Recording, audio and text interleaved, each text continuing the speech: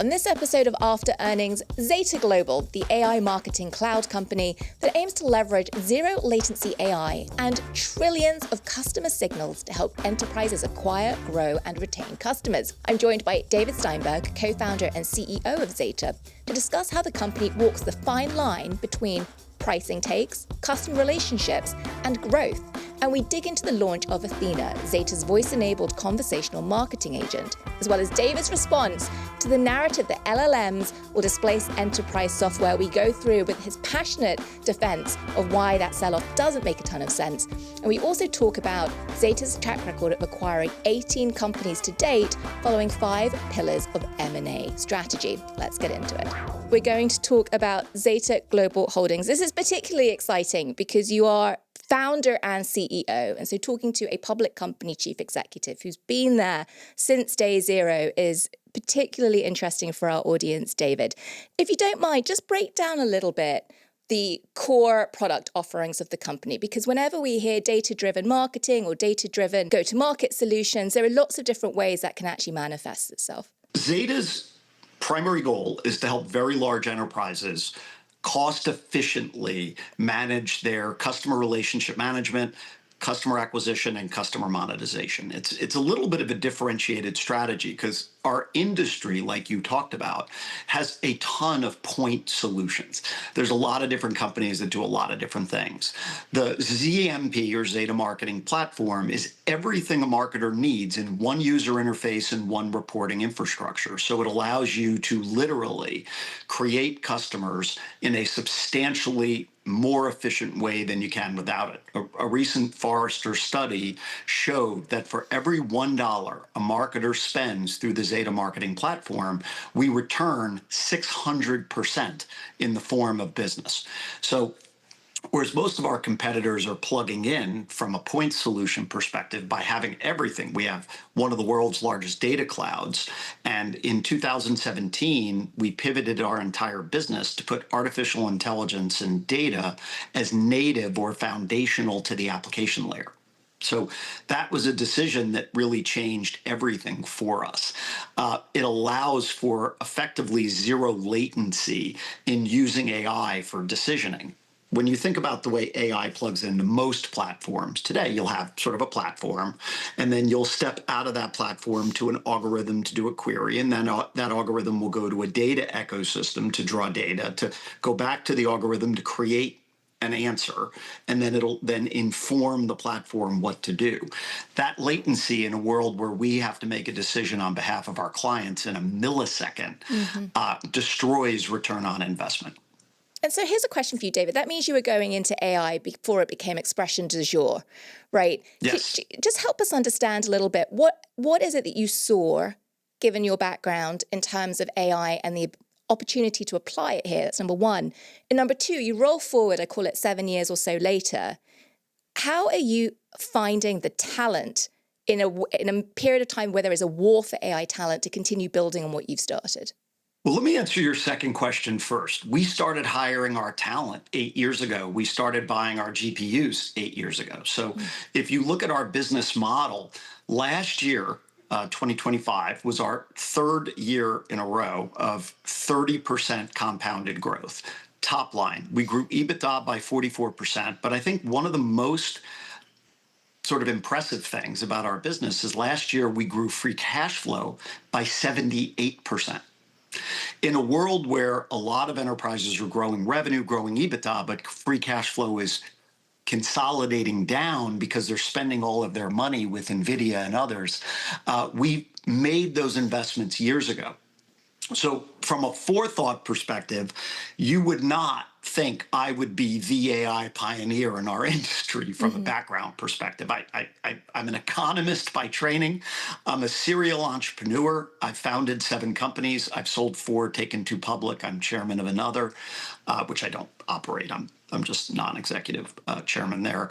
And what I would tell you is we woke up in 2017 and we had been rolling up email service provisioning businesses. Yeah. We had started sort of in customer acquisition, and we wanted to build what we were calling a life cycle marketing platform. So it was sort of the germination of what we are today, where All of the companies that were in marketing and still in marketing either do CRM or customer acquisition Yeah. or customer monetization. It's sort of very bifurcated.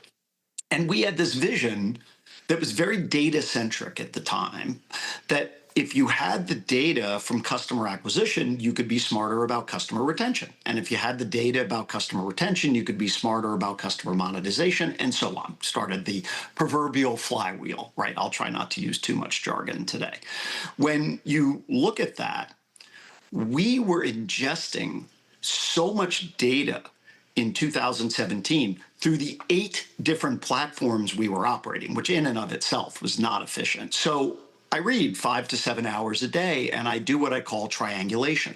And I started looking at artificial intelligence. At the time, it was really complex machine learning, but we started looking at it and its ability to process data and reporting in ways that humans never could. And then we sort of were faced with a really interesting quandary. We had just raised money from a bunch of Canadian pension funds, and the goal was for us to get public rapidly. And the business was making real money. It was a very profitable business. But we made the decision to do 2 acquisitions: one that would become the core of our data cloud, and one that was it was effectively a recommendation engine. Right. On everything you would read. It would then recommend what articles you could read next, and they were selling it on a SaaS basis to publishers. Now, publishers didn't have the money to buy it. So it was like a brilliant team, in fact, headed up by Chris Monberg and Nij Gore, who are still to this day our chief technology officer and president of our data cloud, or chief data officer, I should say.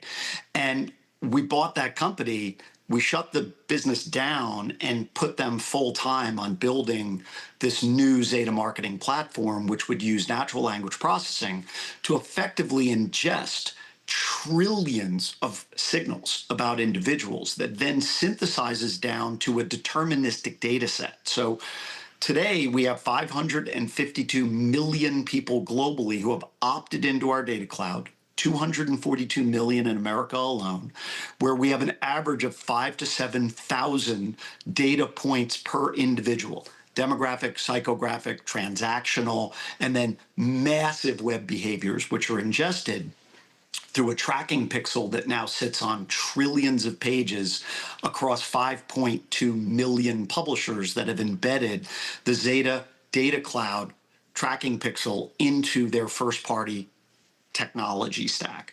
So all of that data feeds into our algorithms. We never sell our data to anybody at any price at any time. The data is simply used for training our algorithms exclusively.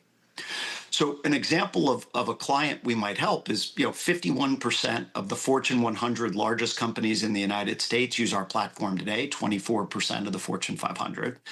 We would take a client's first-party data, we ingest it into what's called a consumer data platform, which we build. It's sort of the next generation data repository.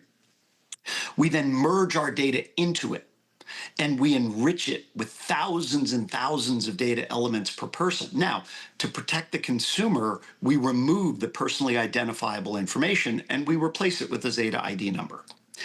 Then the algorithms, which live inside of the consumer data platform, are getting smarter and smarter and smarter on everything a customer did before purchasing. How do we re-architect that? What did they read? What did they search? What transactions did they do? All of these different things create intent-based scores that we then match to the other 552 million people in the data cloud, and we then target them by activating through the Zeta marketing platform. So what we're able to do is we're able to get to this 600% return on marketing by doing some very simple things.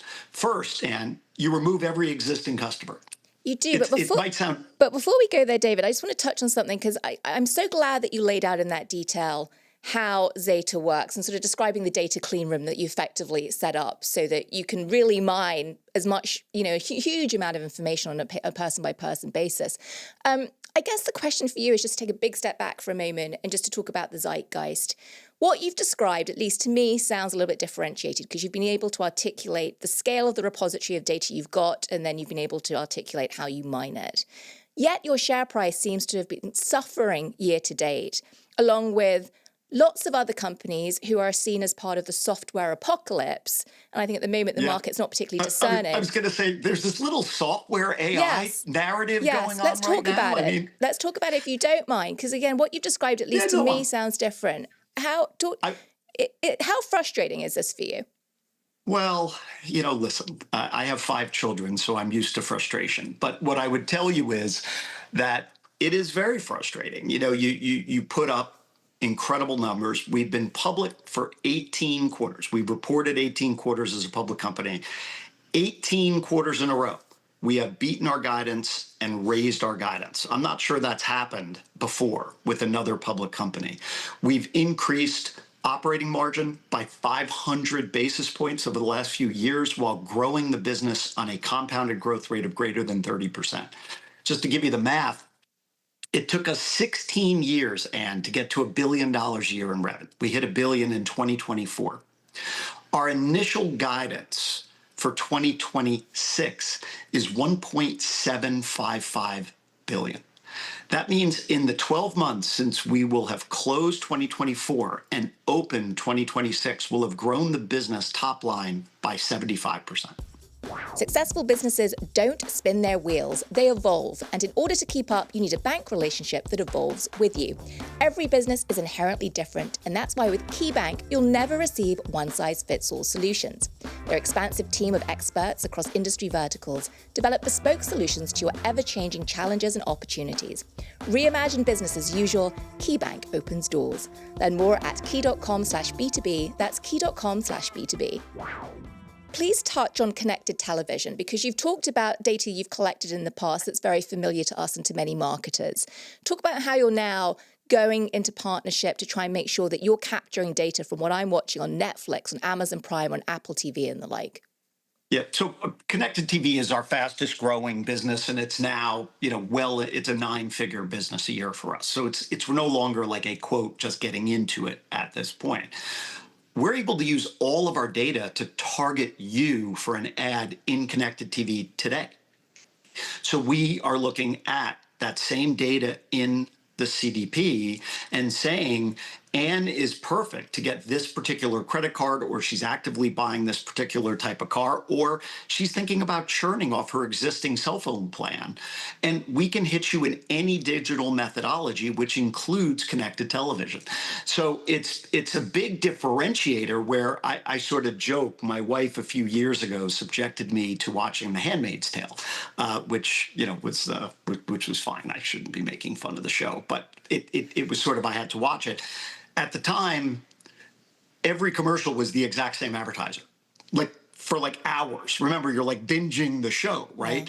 And it was one of the mornings I woke up and said, guys, can we do what we do on the internet and connected TV? They're like, well, we need a device graph. I was like, build one. 2 weeks later, we had probably the largest device graph in America, and we were able to reverse engineer that into connected television, and it's grown very, very rapidly for us.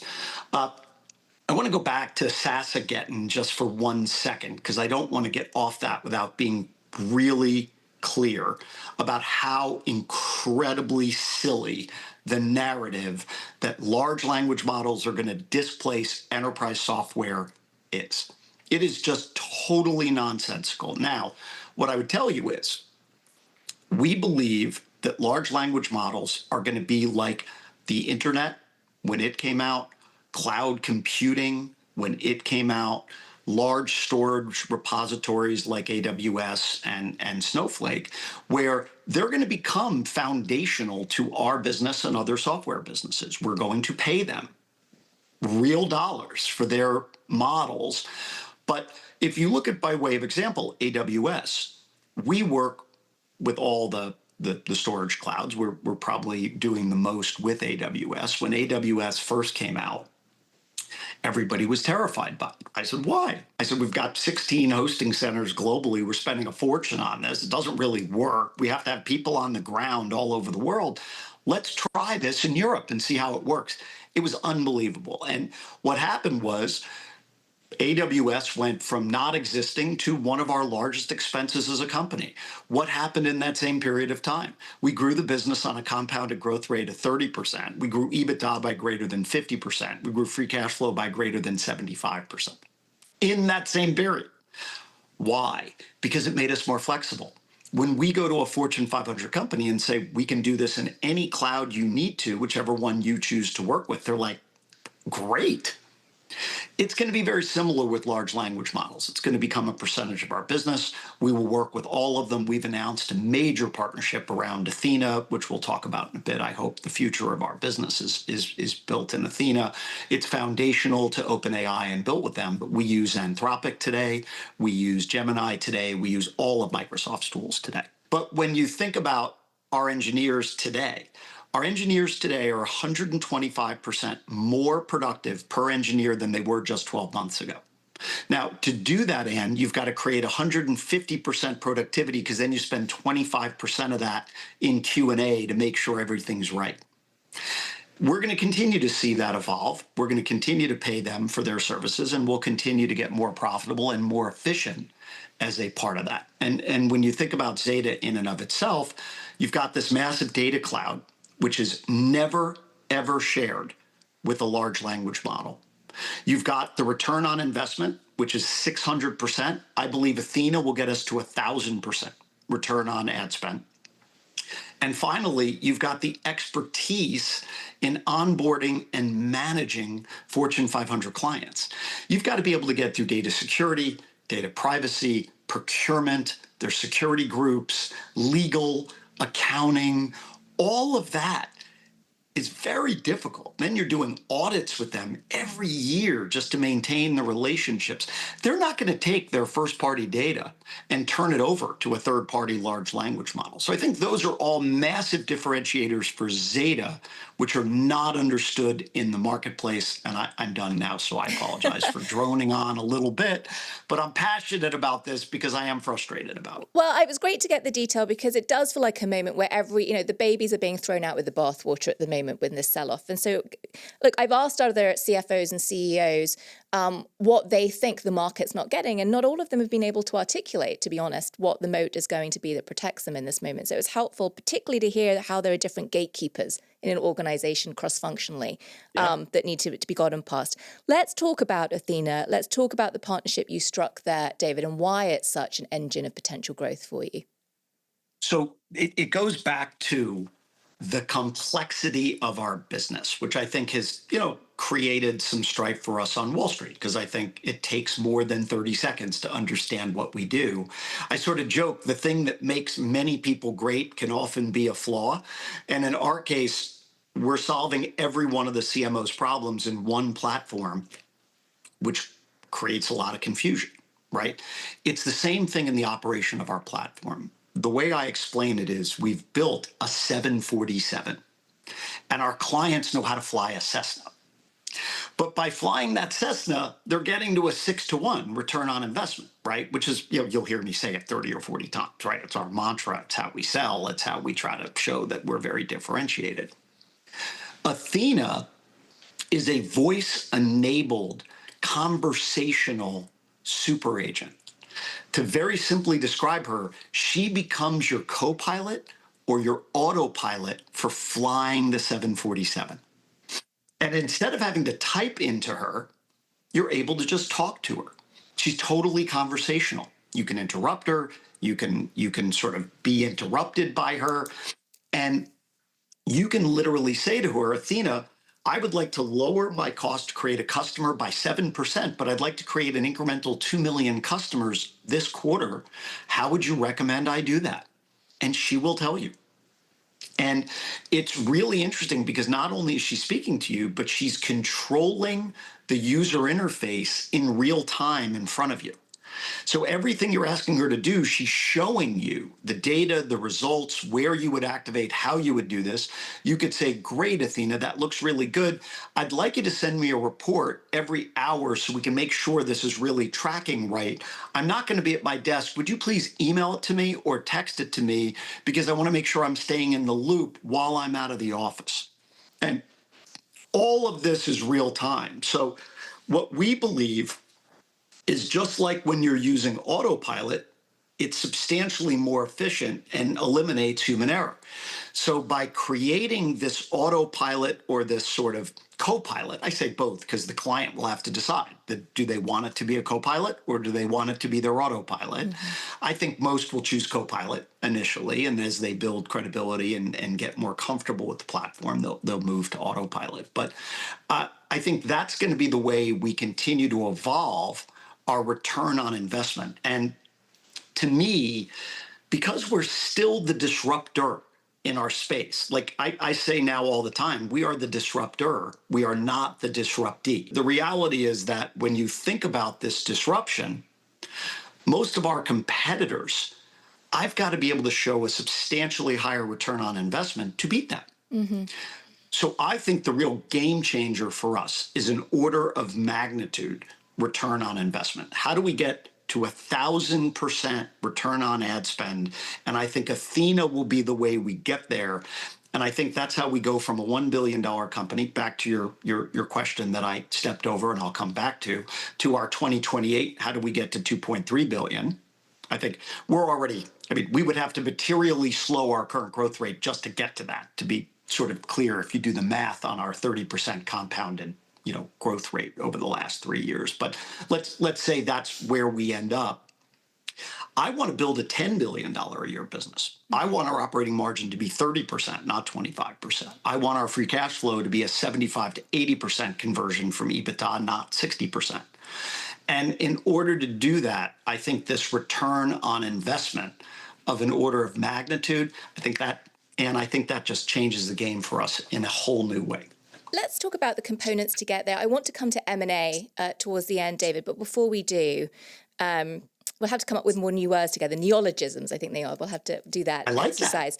I want to talk about the power that you have with your customer base and your margin profile. You've got 450 plus scaled enterprise customers. They're pretty 603 as of the last quarter. Excuse me, 603 as the last quarter. These are big companies. You've got more than 50% of the Fortune 100. You said it earlier. And I think about the ROI that you're delivering for your clients, 600%. You must have pricing power. You must be the ability to take price and as a result get your EBITDA margins up. So are you not doing it and choosing not to? What's going on there? So no joke, Ann, you are obviously a genius. We finished our earnings call on Tuesday. We have 16, I think, analysts who cover us. I think we spoke to 14 or 15 of them that night. Every one of them asked the same question. Yeah. Like, why are you driving 600% return on investment and not raising price? We have increased our operating margin by 500% over the last, 2 or 3 years. And we believe we're going to increase it another 500 basis points over the next 3 to 5 years. We're not raising margin. What we're not doing is we're not raising price yet. I think that, quite frankly, you're always running a balance of growth, profit, cash flow, and customer relationships, right? And there's inverse yield curves to some of those things, right? You raise price, your growth goes down, your profit goes up.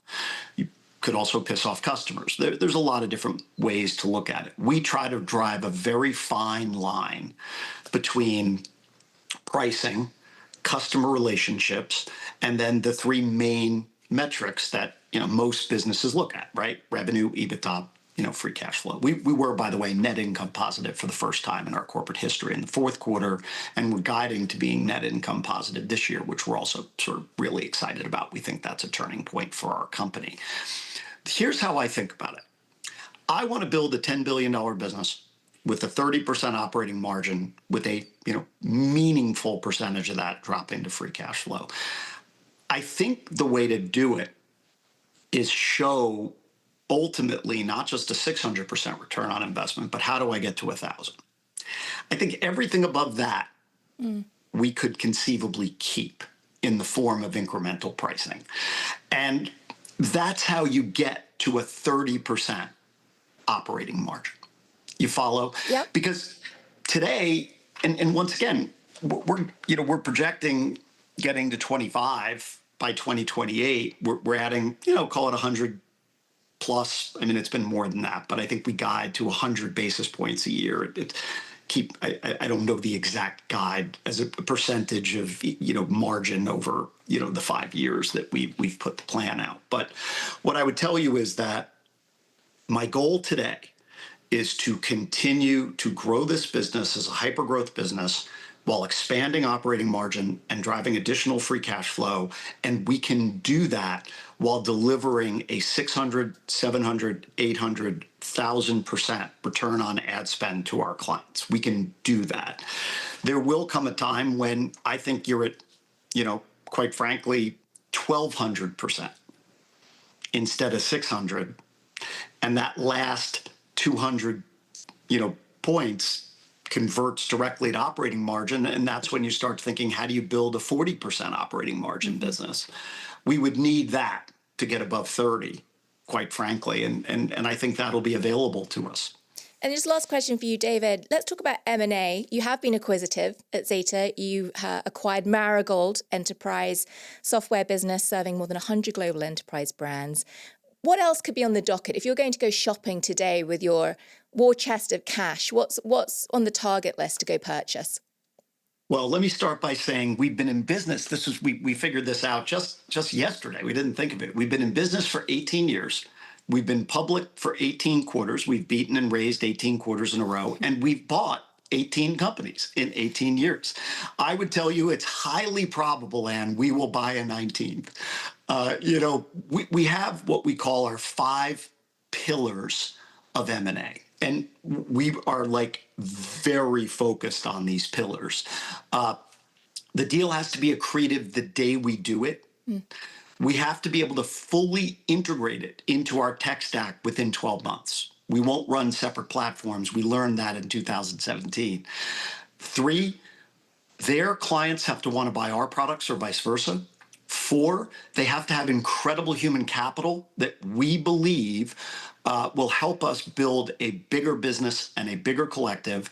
And 5, we have to believe it's a product set or a data set that we don't already have that seamlessly fits into the Zeta marketing platform. Marigold, by the way, was 101 for us. It was absolutely a perfect deal as it relates to picking up their incredible loyalty program. So now you're getting SKU level data to train models that no large language models will ever have access to. You picked up, as you said, many large global enterprises. They only focus on customer retention. So we're adding customer acquisition and customer monetization as a hyper growth scale to their client base, which we're calling our One Zeta strategy, where we take clients from one use case to 2 or 3. As we look out on the landscape today, I always sort of make the joke, never waste a crisis. When Churchill said it, he said, never let a little crisis go to waste. And when Machiavelli originally said it, he was more close to the original. So depending on who you credit it for, the one thing is nobody's crediting me for it. But the reality is I say it a lot. SaaSageddon is going to open up a meaningful opportunity for us to potentially buy businesses that we otherwise would not have been able to afford. And as you said, we have a large amount of cash. We're going to generate a large amount of free cash flow over the next 1 to 3 years. Our current debt ratio is 0. So we're in a pretty good shape as it relates to that. And, we've got as clean a balance sheet as you could want a company of our growth and profit and free cash flow profile to have. We're using about 50% of our free cash flow right now to buy stock back.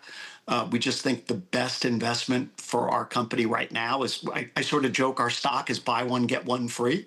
So let's buy as much of it in the market as we can. And I'm far and away the largest shareholder, so I'm a big supporter of that. We're going to keep the other half to continue to look at, can we be opportunistic as it relates to M&A?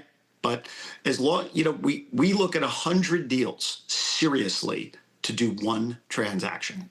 And, one of the things you get from working with a 7-time entrepreneur is I've seen all the bad moves, right? And instead of pulling our operating people out for M&A or depending on third-party banks, we've built effectively our own internal boutique investment bank that does nothing but deal flow for us. The gentleman who runs it, was at Credit Suisse and then ran corporate development at a Fortune 30 company, and has been doing it with us for quite some time. And then my three partners, we have I think of it more as a partnership, even though obviously we're a public company, it's not. But Steve Gerber, our president and CEO, is really running the day-to-day of the operation. M&A reports up to Steve Vine, our general counsel, who sort of is very focused on that. And then my chief financial officer, Chris Greiner, is hyper-focused on what a CFO should be hyper-focused on. And then our CTO, Chris Monberg and Nish Gore, both who came in through the Boomtrain acquisition, are running their functions, which allows us to sort of divide and conquer as an organization. And I think it's one of the reasons, last year, if you look at the quote digital marketing ecosystem, it grew about 10%. We grew 30%. So we're growing at 3 times the current growth rate of what is a double-digit growth rate ecosystem. Well, with that kind of capital structure and with that kind of team in place, David, all I can say to wrap up is happy hunting when it comes to the deal front. And thank you so much for joining us. Come next time in studio. We'd love to have you here. Would love to be there, Anne. I really appreciate it. I love watching you guys, and it was great to be on. I'm Anne Berry. Thank you for tuning into After Earnings, that fantastic conversation with a show that brings you up close and personal with the executives behind the world's most interesting publicly traded companies. If you learned something today, don't forget to like, subscribe, and share with your friends. Upcoming episodes will feature executives from Pure Storage, Snowflake, Ferrovial, and many more. We'll see you next time.